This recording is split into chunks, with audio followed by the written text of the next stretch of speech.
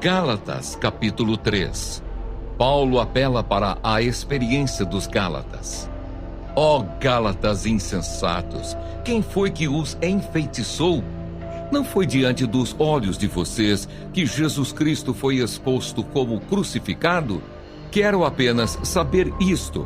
Vocês receberam o Espírito pelas obras da lei ou pela pregação da fé?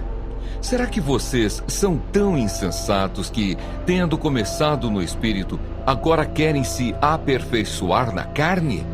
Será que vocês sofreram tantas coisas em vão? Se é que na verdade foram em vão. Aquele que lhes concede o Espírito e que opera milagres entre vocês, será que ele o faz pelas obras da lei ou pela pregação da fé? O exemplo de Abraão. É o caso de Abraão, que creu em Deus e isso lhe foi atribuído para a justiça. Saibam, portanto, que os que têm fé é que são filhos de Abraão. Ora, tendo a Escritura previsto que Deus justificaria os gentios pela fé, pré-anunciou o Evangelho a Abraão, dizendo: em você serão abençoados todos os povos.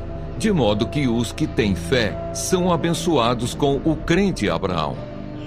Pois todos os que são das obras da lei estão debaixo de maldição, porque está escrito: maldito todo aquele que não permanece em todas as coisas escritas no livro da lei para praticá-las.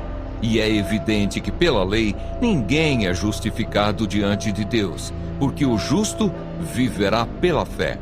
Ora, a lei não procede de fé, mas aquele que observar os seus preceitos, por eles viverá. Cristo nos resgatou da maldição da lei, fazendo-se ele próprio maldição em nosso lugar. Porque está escrito: maldito todo aquele que for pendurado em madeiro, para que a bênção de Abraão chegasse aos gentios em Cristo Jesus, a fim de que recebêssemos pela fé o Espírito prometido. A lei não pode invalidar a promessa. Irmãos, falo em termos humanos. Ainda que uma aliança seja meramente humana, uma vez ratificada, ninguém a revoga ou lhe acrescenta coisa alguma. Ora, as promessas foram feitas a Abraão e ao seu descendente.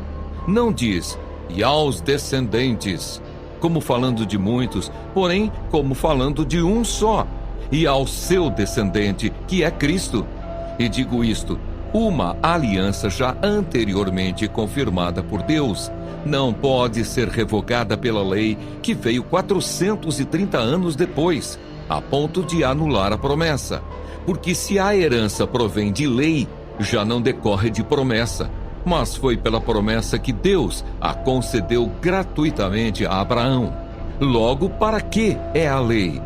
Ela foi acrescentada por causa das transgressões, até que viesse o descendente a quem se fez a promessa e foi promulgada por meio de anjos, pela mão de um mediador.